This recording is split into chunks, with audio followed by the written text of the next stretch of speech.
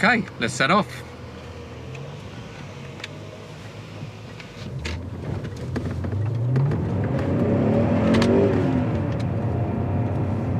So, E39 M5, your car? Yes, indeed. So how long have you had the car?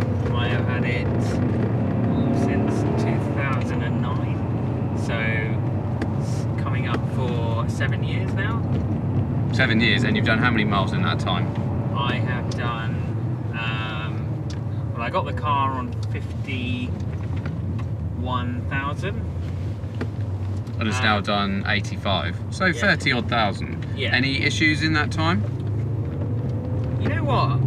Before buying this car, I did a fair amount of research, and there were lots of horror stories online.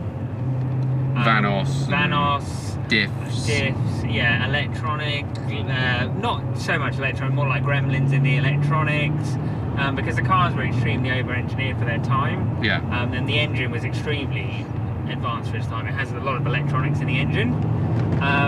So naturally aspirated 5 litre V8, 400 horsepower, M-Power engine, 500 newton meters of torque.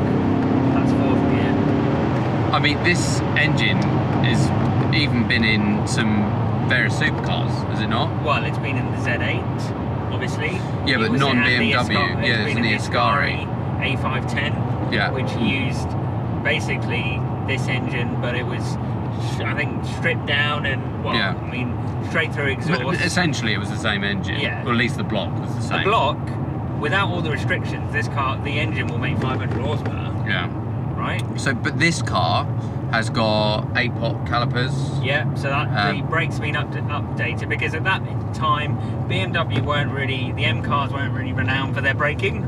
Yeah. Even the E46 M3, the standard brakes weren't that great on it. The clutch is also not really up to the job, is it? So this has had a clutch and flywheel. A clutch and a flywheel in its life. Probably about 20,000 miles ago that was done, 15,000 miles ago.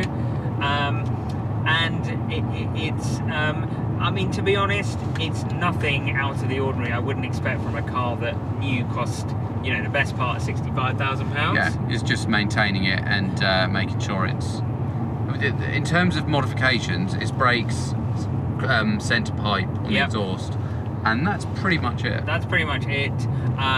You know, I've done some kind of what I would call retrofitting, retro mod, if you want to call it. So I've upgraded the nav to the later BMW nav, which actually came from our track car. Yeah, and I've upgraded the steneo unit in it to the later car that the 2001 onwards model had. This is a 2000 model, so it is a semi-facelift, if you will. Yeah. I mean, all the M5s were kind of the very first of the facelift generation. So yeah, other things it's got in terms of optional extras.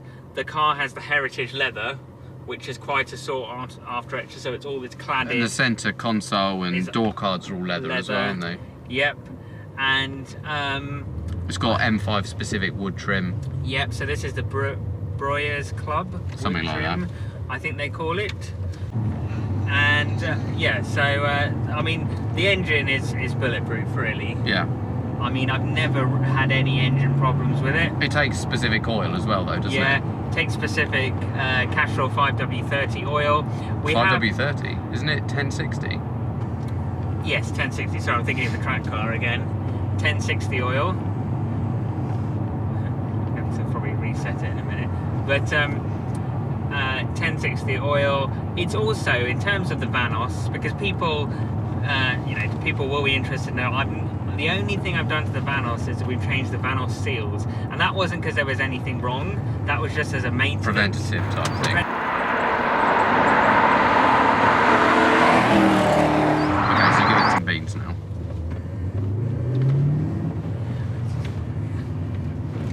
Yeah, I'll give it. The car is actually it's okay on kind of the short twisty stuff, but it really comes alive on open road. It's serious mid-range, isn't it? And it revs all the way up to what, 7? 7.2, yeah. Which for a naturally aspirated 5 litre V8.